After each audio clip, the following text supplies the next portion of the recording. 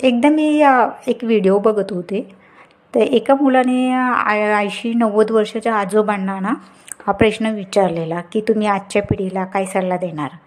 तर त्या आजोबांनी ना इतकं छान उत्तर दिलं ना त्याच्यावर, की ज्यावेळेस आपण 20-30चे असतो ना, तर आपण समोरच्या व्यक्तीला खुश करण्यात असतो, त्याच्या मनात आपल्याविषयी चांगली जागा करण्याचा प्रयत्न करत असतो.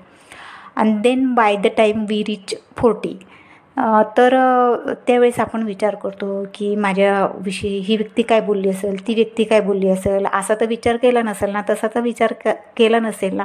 हे करत करत आपण 50त पोहोचतो आणि मग त्यावेळेस आपण ना त्या गोष्टींना इम्प्लिमेंट करायला लागून जातो आणि इम्प्लिमेंट करतो साठीच पोचतो.